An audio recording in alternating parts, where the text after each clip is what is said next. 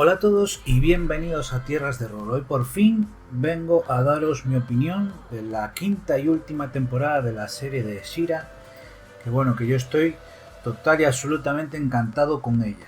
A mí me gustó mucho y claro, no sé si prolongar mucho más opiniones sobre pequeñas cosas y pasar directamente a los spoilers, porque la verdad tengo mucho de lo que hablar. De hecho, quería plantear este vídeo más que como simples opiniones y hacer referencias a qué referencias hacen los episodios a cosas de las anteriores series, directamente hacer una especie de análisis, porque realmente viendo todo en conjunto, viendo cómo termina la serie con esta temporada, yo creo que merece la pena hacer un análisis y ver todo lo bien que está. Pero bueno, para empezar, me gustaría sí quizá dejar zanjada alguna de las cosillas que comenta esta serie. Yo desde luego sí puedo decir que me hubiese gustado que se hubiesen hecho más referencias que cohesionaran esta serie con la serie clásica y con las figuritas y demás, pero bueno, imagino que también parte de la influencia de la otra serie que se está realizando, la de Revelations, que está ahí a la vuelta de la esquina, hizo que al final, pues bueno, les dejaran en plan terminar con lo que tenéis y ya está. Entonces, con lo que tenían, prácticamente el único personaje que quedaba ahí como en la retaguardia que todavía no se había mostrado era el personaje de Picablu, que en la serie, este que tenéis por aquí, en la serie le llaman, en la versión en castellano le llaman Pluma Azul, me parece que es así, pero en el fondo tampoco le dan mucha importancia al personaje. Le pasa lo mismo que le pasó a Fluterina en la temporada anterior, que bueno, cuando veáis el episodio, esto ya es spoilers, ya os digo, cuando veáis el episodio vais a daros cuenta de que en realidad la Picablu que sale en ese episodio no es Picablu, sino que es Double Trouble, que como con Fluterina se hizo pasar por ella o tomó su apariencia en ese episodio, así que realmente a Picablu no la vamos a ver. Luego también había otro tema que habíamos hecho bastantes teorías cuando había salido el tráiler, que era sobre esa especie de felino que salía ahí. Bueno, yo he puesto ahora varias fotos ahí para que os comente un poquito lo que yo pienso. Sí puede ser que en cierto modo también esté relacionado con los Magicats que habíamos comentado, que habéis comentado vosotros también en los comentarios, ¿no? Pero también pienso, al fin y al cabo, también se relaciona mucho con Catra en el episodio en el que sale. Al fin y al cabo, ese episodio es un episodio donde llegan a un planeta que supuestamente debe de estar relacionado con el punto débil de Horda Prime, ¿no? El Master, el amo, el jefe de la Horda, como le dijeron en castellano, en fin, Horda Prime, para que nos enteramos, que viene a ser, pues eso, una especie de ente, ¿no? Muy relacionado con las emociones o la forma de comportarse de las emociones, ¿no? Y muy relacionado con la magia. Parece ser que el punto débil de Horda Prime es la magia. Y yo también lo relaciono, a pesar de que Catra, con las figuritas, porque nada de esto salía en la serie, ni en la clásica, en las figuritas también tenía ella su Pegaso, que era Silver Storm, me parece que se llamaba, un Pegaso de color plateado con crines negras, muy bonito por cierto. También tenía otra montura que era mucho más característica, que es esa que he puesto aquí arriba, está de aquí. Esa se llamaba Claudine, una especie de juego de palabras entre Claw, la palabra garra en inglés, y Claudine, pues eso, como si fuese Claudine, pero Claudine, en plan garradín, que es una especie de león con flocado, como si fuese Panther de Skeletor, de color rosa, eso sí, y luego esas melenas con esos tirabuzones tan bonitos. Yo siento que de algún modo, pues este nuevo personaje que salió en la serie también está un poco relacionado con Claudine, en el sentido de que Claudine era una de las monturas de Catra. Porque Catra en las figuritas, que luego en la serie, pues como sabéis en la serie, las figuritas estaban pensadas para que las niñas utilizaran a Catra como antagonista de She-Ra. En la serie, lógicamente, el antagonista acabó siendo Hordak, porque también se había pensado como líder de ese otro nuevo mundo que se había creado, que era Eteria, pero Hordak nunca salía en las figuritas, en las historias de She-Ra. En las figuritas Hordak siempre salía para la colección Masters del Universo, que por eso se había vendido con la colección Masters del Universo. Entonces, Catra, que era la antagonista en las figuritas de Shira, pues también tenía sus monturas y sus cosas, y tenía un desarrollo. Cuando sacaban una armadura alternativa de Shira, también sacaban una alternativa de Catra, mientras que la serie, pues bueno, simplemente era una secuaz más de lo cual, como os dije, es una cosa que me parece muy bien y que me gusta mucho de cómo finalmente, cuando la ves en su conjunto, toda esta serie con sus 5 temporadas y demás, la estructura que tiene. Porque si hablamos de estructura, siempre yo creo que tenemos que hablar un poquito del viaje del héroe. El viaje del héroe sirve como estructura principal de toda la serie, de las 5 temporadas e incluso de esta 5ª temporada. Si os fijáis, cuando empieza la serie con Shira como capitana de la Horda, o como un soldado de la Horda que se promociona a capitana, ese es su zona común, ¿no? Su mundo cotidiano, ¿no? Ella vive en la Horda, ajena a todo lo demás, a todo lo que hay. De repente recibe esa llamada a la acción, ¿no? Esa llamada a la aventura, que son esos sueños de la espada y demás. En ese mundo cotidiano está Catra, ¿no? Y recordemos que en esa época las dos están muy unidas entre sí, y emprende esa llamada a la acción, descubre lo que hay más allá de la Freizone, ¿no? del mundo que ella conocía, de la Horda, de ese mundo militarizado que ella vivía, que ella consideraba como lo correcto y lo bueno, y descubre el mundo de las princesas. Y descubriendo el mundo de las princesas, también descubre la espada, que vendría a ser, pues eso, la ayuda sobrenatural, el mentor, que vendría a venir en la forma de Light Hope, ¿no? Además, con ese nombre que tiene, el Light Hope, ¿no? Rayo de esperanza, pues también es muy significativo que sea así. Pero, digamos, la 5ª temporada justo comienza en este punto, en el punto más bajo, ¿no? ¿Por qué? Porque con todo lo que ha pasado en las temporadas anteriores, Adora ya ha llegado a un punto en el que ha descubierto, a través de todo esto de Mara y demás, que quizá todo esto de la espada y de Shira y demás no es algo tan bueno.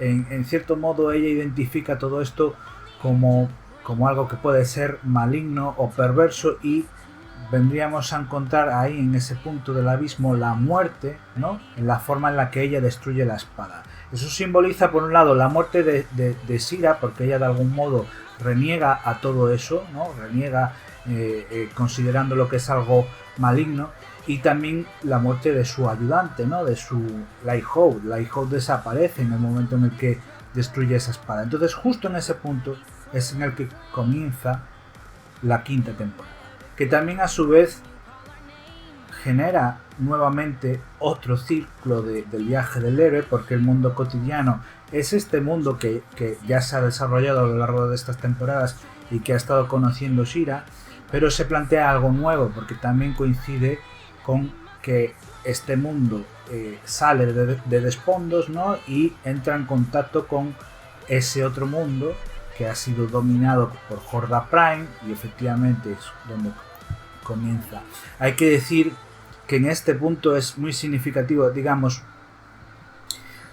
Adora se la puede ver como efectivamente intenta combatir a los villanos de Horda Prime, ¿no? Y sus amigos le dicen, no, que recuerda que ya no eres tan poderosa como Shira, que ya no eres Shira y demás. De algún modo eso también ella la afecta mucho, ¿no?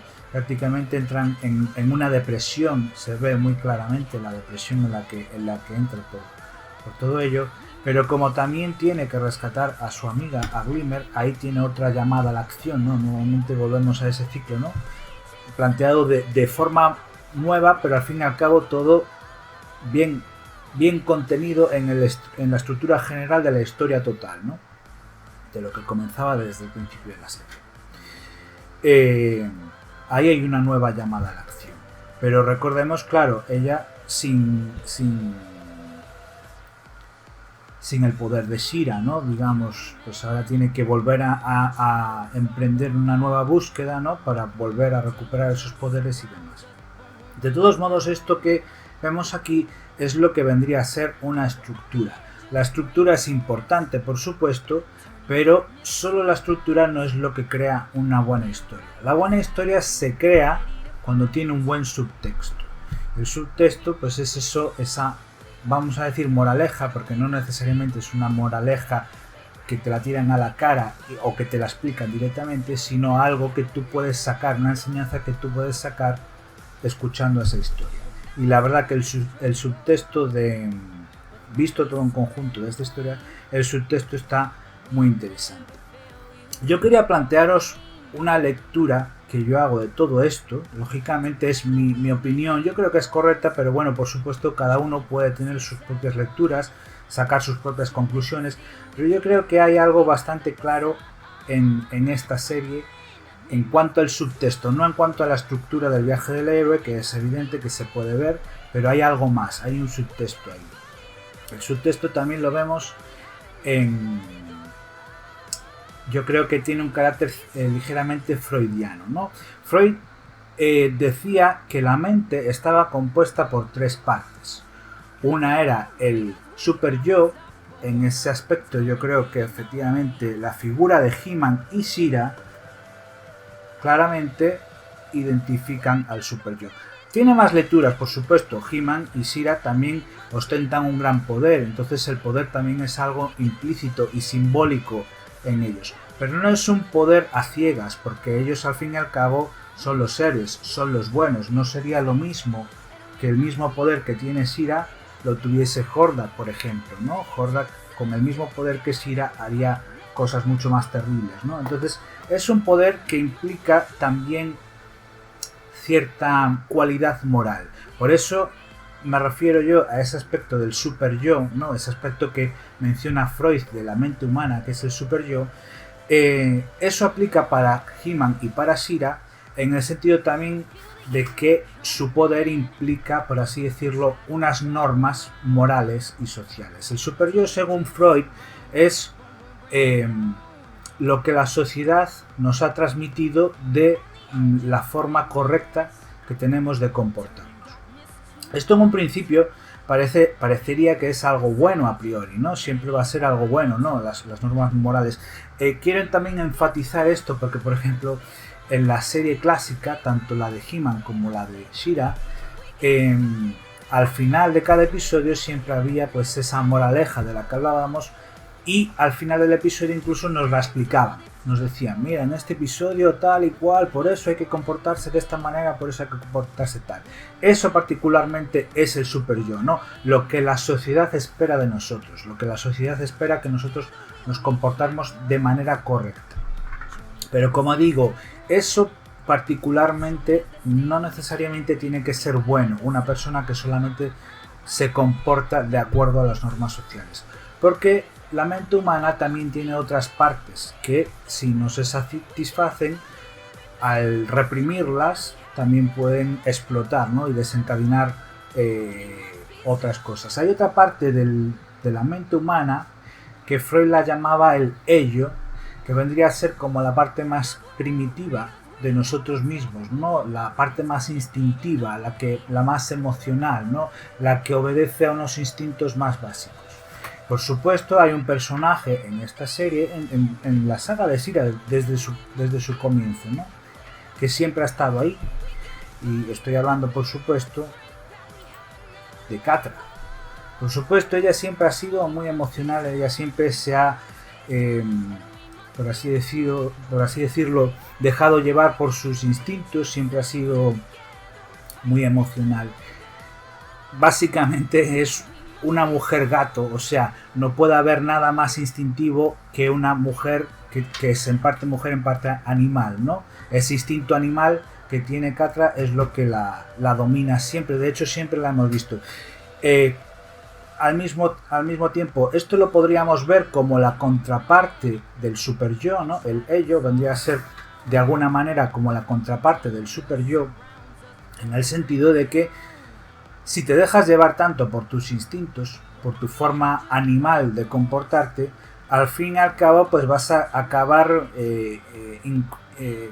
realizando cosas que van en contra de las normas sociales, ¿no? Y a la larga también te va a traer problemas. Eso lo vemos muy claramente a lo largo de toda la serie, lo vemos muy claramente en el personaje de Catra. Porque Catra, a causa de su manera de ser, al fin y al cabo acaba alejando a todas sus amigas de sí, acaba metiéndose en problemas y acaba pues eso, muy mal. En esta quinta temporada ella también es secuestrada por la Horda de Hordak Prime, y a pesar de que quiere liberarse y demás, pues bueno, la tienen como una esclava. Hordak Prime como una prisionera, no esclava, como una prisionera. Hordak Prime viene a representar también un poco de manera simbólica esa parte más atroz de la sociedad. Es algo que también conecta bastante con algo que ocurre en esta sociedad hoy en día, que por ejemplo no existía en los 80 cuando fue creada la serie original, por lo que le da un significado un poquito más profundo a todo esto. Hordak Prime, como sabéis, es pues eso, alguien como el emperador, ¿no?, de Star Wars. La diferencia también lo vimos en el en el ascenso de Skywalker, ¿no?, que el emperador estaba lleno de clones. La diferencia es que sin esa película, eso de que estaban los clones ahí simplemente era un detalle que al fin y al cabo no tiene mayor trascendencia. En She-Ra todo esto sí tiene una lectura y sí está mejor aprovechado que en la otra película. Aquí efectivamente los clones representan pues eso, esa sociedad que obedece ciegamente a una ideología, a un líder. Se puede ver como un paralelismo de lo que podría ser una religión, la gente que es muy devota a una religión, a una idea y que es incapaz de aceptar la manera de pensar de los demás. Realmente eso es lo que representa la Horda en esta serie, lo cual me parece muy interesante. Y al mismo tiempo también es algo que se asocia a la tecnología que podemos ver hoy en día. Efectivamente, Hordak, él dice, yo lo veo todo, yo todo lo sé. Esto no es una idea de ahora, por supuesto. Ya hay un libro, 1984, que desarrollaba la idea del gran hermano que lo domina todo y que todo lo ve. Bueno, de alguna manera, la sociedad en la que vivimos hoy va de acuerdo a esa novela de 1984, donde efectivamente hay una tecnología que permite controlarlos de cierta manera e incluso permite conectar ideas. Y efectivamente hoy en día en la sociedad en la que vivimos, gracias a internet y gracias o a pesar de, o lamentablemente en algunos casos, algunas personas con ideología un poquito negativa tienden a agruparse, ¿no?, y tienden a fortalecer sus maneras de pensar un poquito tóxicas entre ellos, de una manera muy similar al control que establece Hordak en sí. De hecho, incluso la Horda de Hordak en esta serie es capaz incluso de controlar a otras personas. Lo vemos en la serie, vemos que en los planetas que invade es capaz de implementar unos chips, quizás un poquito extremo, pero de algún modo eso también ocurre. Por ejemplo, ideas absurdas como el terraplanismo y demás, pues de repente empiezan a divulgarlas por ahí, gente que quizá un poco ignorante o qué sé yo, empieza a leer, le parecen plausibles y también se contagian de esta manera un poquito absurda de pensar, ¿no? Ese tipo de cosas vienen bien representadas en la Horda de esta serie y siento que son muy acorde a la época que nos ha tocado vivir. Así podemos ver efectivamente algo que es de esta época, que al mismo tiempo también es atemporal, porque también lo podemos asemejar a los dogmas religiosos, que también son más o menos una manera de transmitir unas ideas fijas e incambiables que impiden que la gente reflexione sobre qué está bien o qué está mal, y eso de algún modo sirve también un poquito como crítica de lo que venía a suponer el super yo de She-Ra, ¿no? Porque recordemos que si bien She-Ra representaba el super yo, Adora vendría a ser el punto intermedio entre el ello, que vendría a venir representado por Catra, y el super yo, que viene a ser representado por She-Ra. Adora es el punto intermedio, ¿no? Esa persona que tiene que decidir en qué momentos actuar según las normas sociales y en qué momentos dar rienda suelta a sus deseos o a sus instintos. En ese punto se encuentra ella. La serie, lógicamente, empieza con la separación de Adora y Catra, por así decirlo, como que es una serie que está muy bien planteada para la edad a la que está dirigida. Es una serie que vale para gente de 7 años, para niños de 7 años o más, pero que claramente se ve que está orientada a un público adolescente. Justo en ese punto de la adolescencia es cuando, por supuesto, un niño pequeño siempre va a estar más dominado por su ello, siempre va a estar, quiero chocolate, quiero no sé qué, dominado por sus deseos más básicos. Y cuando entras en la adolescencia, como que tratas de madurar, ¿no? Y te tratas de separar un poco en ese aspecto. Por eso la separación de Adora y Catra es significativa, porque efectivamente simboliza esa separación entre el ello y el yo, que es Adora. Lógicamente no se separan siendo Shira, aunque Shira también va muy relacionada a esa separación. Lo que hace que efectivamente Adora y Catra se separen a lo largo de la serie es precisamente eso, que son tan opuestos entre sí el super yo de Shira y el ello de Catra, que prácticamente destruye esa unión que había entre ellas. Destruye entre comillas, porque lógicamente todo se va desarrollando a lo largo de la serie. A lo que voy es a eso. De algún modo el super yo de Shira también venía impuesto en la figura de los primeros. Recordemos, todo eso se había desarrollado en la tercera y en la cuarta temporada con lo de Mara, y Mara efectivamente era la primera en desconfiar de todo aquello y se daba cuenta de que quizá no era la manera correcta de utilizar ese poder, ¿no? Utilizarlo como arma, porque en su manera de verlo era algo negativo. Esto, por supuesto, viene de acuerdo a la idea de que el ello viene impuesto por la sociedad, ¿no? La sociedad en este caso vendrían a ser los primeros, ¿no? Los que consideran que para combatir una gran amenaza hace falta crear ese poder, pero luego la propia Mara y la propia Adora reniegan de todo eso y lo destruyen. Por supuesto, uno no puede vivir sin sus pasiones y sus deseos ni sin sus normas sociales, y entonces al verse en esa situación de ni tiene a sus deseos o ha perdido su relación con Catra y ha perdido los poderes que representaba Shira, en ese punto es donde Adora se encuentra más deprimida, que es, como dije antes, en el viaje del héroe, el punto más bajo. Vale.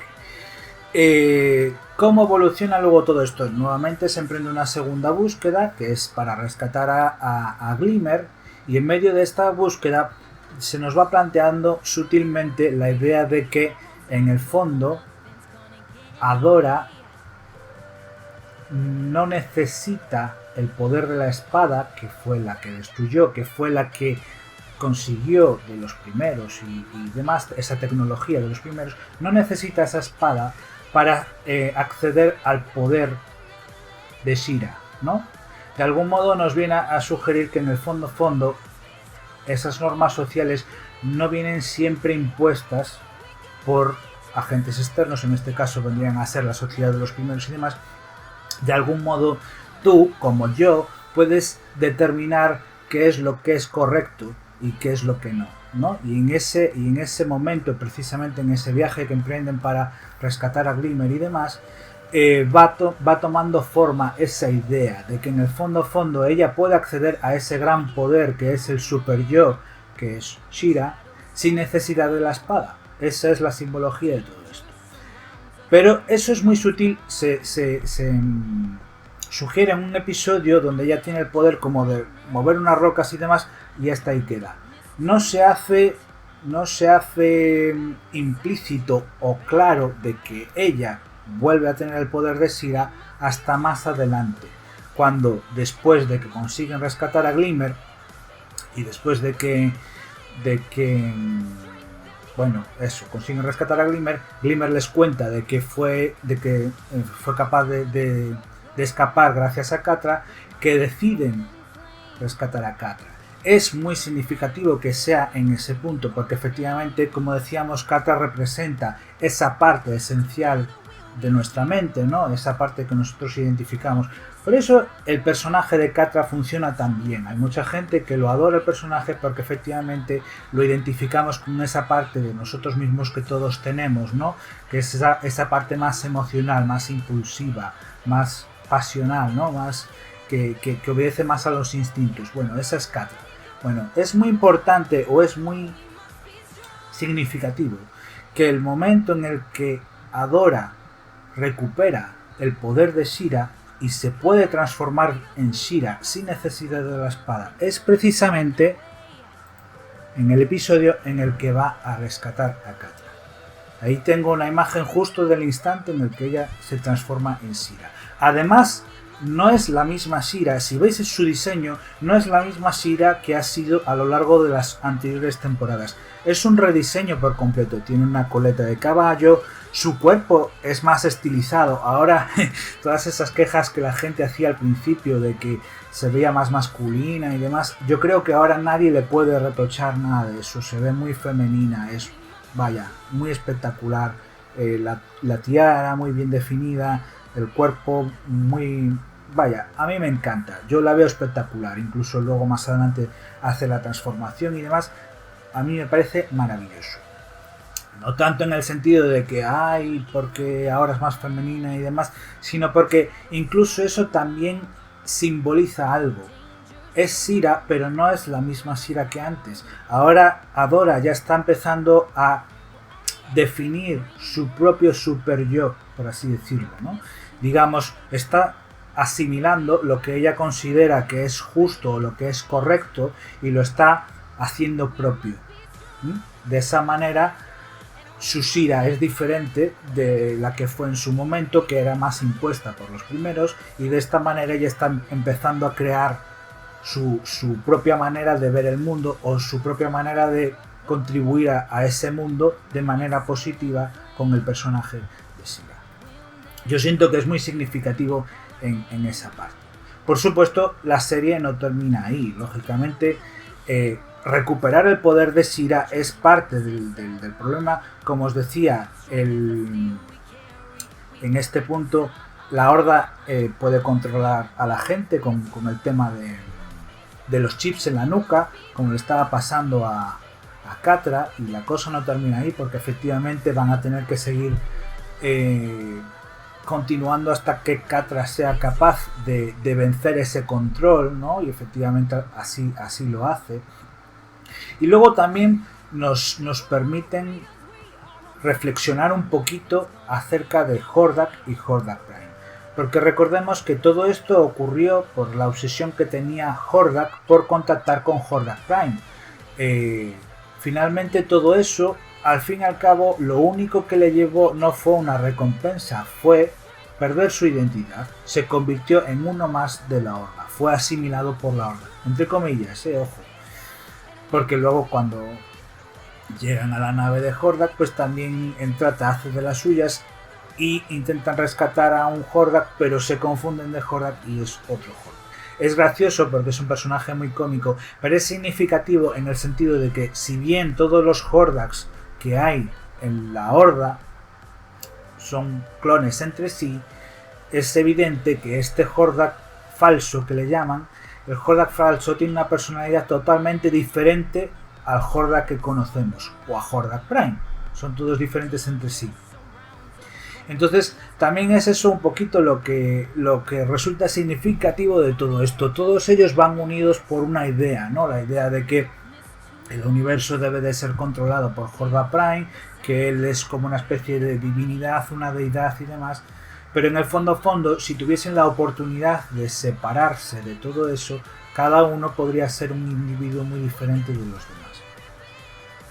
Quedémonos un poquito con eso porque sí nos dan sutilmente, a pesar de que prácticamente en esta temporada casi no aparece Hordak, se nos da sutilmente la sugerencia de que sigue estando ahí y de que a pesar de que ha sido asimilado por la Horda y a pesar de que la Horda tiene instrumentos para lavar el cerebro y volver a dejarlos todos listos para pensar todos de la misma manera, ¿no? La máxima dominación mental que podrían tener, de algún modo sí nos dejan ver como que Hordak algo recuerda, y eso puede tener significado hacia el final de la serie, como se podrá ver.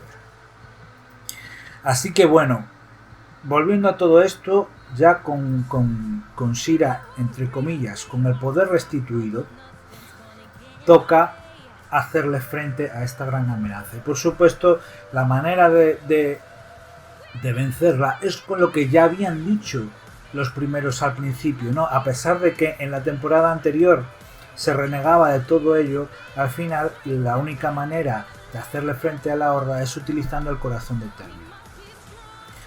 Hordak Prime también descubre este hecho y también trata de conseguirlo, y ahí hay una especie de conflicto.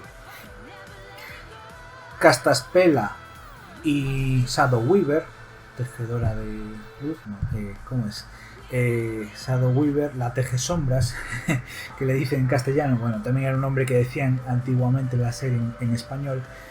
Tejesombras, Shadow Weaver y Castaspela descubren o investigan acerca de la magia del planeta. Ya habíamos descubierto, ya lo había mencionado antes cuando hablamos de aquella especie de felino que aparecía en la serie, que el punto débil de Hordak es la magia. Entonces se ponen a investigar acerca de la magia del planeta. Y bueno, lo del corazón de Eternia, que ya se había planteado en la temporada anterior y demás, parece ser que es posible utilizarlo, pero requiere un sacrificio entre comillas. Se daría la casualidad de que si Adora es capaz de manejar el poder de Shira, Shira sería capaz de soportar toda la energía del corazón de Eternia y al fin y al cabo salir ilesa. Si no, podría hacerlo alguien con suficiente poder mágico, pero eso implicaría la muerte o el sacrificio de esa persona. Aquí de nuevo entramos en una especie de crítica al super yo, ¿no? Porque efectivamente lo correcto para la humanidad es, independientemente de que puedas o no puedas, porque a pesar de que en su momento Shira o Adora es capaz de transformarse en Shira, realmente no lo controla. Es como tiene una gran inseguridad al respecto, y esa inseguridad le impide en muchas ocasiones transformarse en su super yo, ¿no? Acceder a su super yo, porque efectivamente ha tenido esta discordancia, ¿no? Recordemos que a lo largo de toda su vida pues empezó creyendo que lo correcto era una cosa, luego descubrió otra cosa que era la rebelión, y luego descubrió que en realidad el universo está controlado por un poder mucho más grande. Entonces, bueno, esa inseguridad que tiene de saber qué es lo correcto o tal, hace que no en todo momento sea capaz de acceder al poder de Shira. Y eso le pasa a ella. Realmente, a pesar de que sería la única persona que pudiese hacer esa tarea sin perder la vida, como no es capaz de controlarlo, en última instancia podría morir, ¿no? Si no es capaz de controlar el poder de Shira en ese momento, toda esa energía podría hacerle un sacrificio. Pero ese sacrificio sería lo correcto, ¿no? En las normas sociales, ¿no? Debería de sacrificarse por el bien común. Y eso crea un conflicto pues bastante interesante. De hecho, como decimos, Shadow Weaver estaba implicada en toda esta investigación, y Shadow Weaver, que desde el principio ha tenido ese rol de bruja, ¿no? De bruja, que es la madre mala, ¿no? Porque siempre las brujas, al fin y al cabo, simbólicamente en los cuentos representan a esas madres malas, ¿no? Shadow Weaver se acerca a Catra y le dice: mira, va a ser mejor que te alejes, porque tu presencia frente a Adora lo único que hace es distraerla, como sugiriendo que en realidad es por culpa de ella que no va a poder hacer lo correcto, ¿no? Y bueno, en ese periplo llegan hasta el centro, hasta el corazón de Teria, y claro, ahí se da cuenta de que efectivamente Shadow Weaver se da cuenta de que efectivamente no se trata de hacer lo correcto en plan lo correcto para todos, sino también lo correcto para uno. Lo que le está costando a Adora es aceptar como correcto algo que implica pues tanto sufrimiento para ella de manera simbólica, ojo, y esto también es un poco interpretación mía, pero en ese momento, porque es Shadow Weaver la que la acompaña hasta el corazón de Eternia, en ese momento en el que se da cuenta de eso, decide retroceder, vuelve a hablar con Catra y le dice, mira, vete tú y apoya a Adora, ya me quedo yo aquí contra estos monstruos. Y Catra, no, que te van a matar, no sé qué. Al final como que hace ese sacrificio porque de algún modo, a pesar de lo que Shadow Weaver consideraba correcto o lo que ella pensaba que debía ser lo correcto, se dio cuenta de que no era tan así. Y finalmente se da. Y para mí es maravilloso en el sentido de que esta película trata temas LGTB desde la perspectiva de las protagonistas, no como, nuevamente hablando de el ascenso de Skywalker, donde nos ponen de fondo a dos chicas que se dan un beso como si tuviese mucha significancia, pero en realidad eso es una estrategia fácil para luego cortar esa escena, poder publicarlas en países donde no sean tan abiertos de mente y ya está. Esto al ponerlo en las protagonistas no hay manera de cortar. La única manera de vencer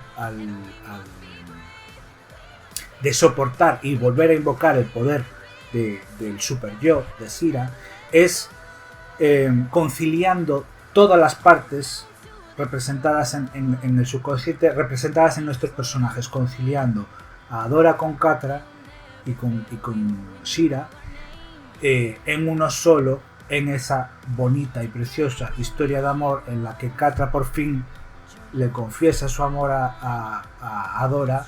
Adora reacciona y gracias a eso puede soportar el poder de Tal, vencer la nave suprema, la nave nodriza de Horda Prime, liberar al planeta y terminar la serie. Lo dicho, precioso, muy bonito, me encantó. Hay mucha gente que, bueno, que es cerrada de mente o que está un poquito en esa situación como pudieran estar los clones de Hordak, ¿no? Con una mentalidad cerrada, ¿no? Y obcecados en que no, lo correcto es esto porque la Biblia dice no sé qué o porque no sé cuánto, porque no sé qué, que están en contra de eso.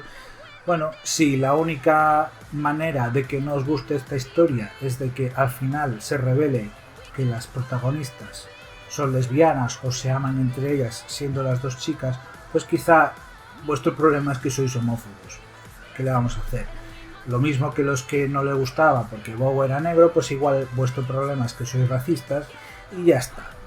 Honestamente, la historia es muy bonita. Independientemente, habrá quien diga, no, es que yo como soy heterosexual soy incapaz de sentirme identificado. Da lo mismo. Realmente lo que a nivel de subtexto comunica que se amen entre ellas dos, Adora y Catra, no implica que el mensaje no sea igual de válido, porque al fin y al cabo habla de elementos muy fundamentales de la mente. Es válido para cualquiera. Y bueno, para mucha gente que es más o menos de mi edad, que nació viendo los personajes en los 80 y demás, creció en esa época, muchos estaréis en edad de ser padres, muchos seréis padres de niños y niñas jóvenes, y yo me pregunto, vosotros el día de mañana en la adolescencia de vuestros hijos, si efectivamente alguno de vuestros hijos resulta que es incapaz de amar a personas del sexo opuesto, pero que se siente muy atraído por personas de su mismo sexo, ¿qué haríais vosotros? ¿Realmente diríais, no, eso no es lo correcto, los echaríais de casa o algo así? Seguramente no, seguramente no.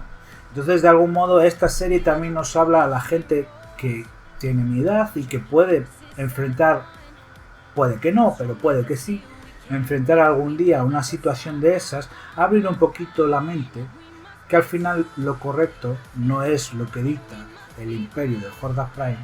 A veces lo correcto es crear un nuevo super yo y enfrentar el mundo de manera más positiva y más bonita.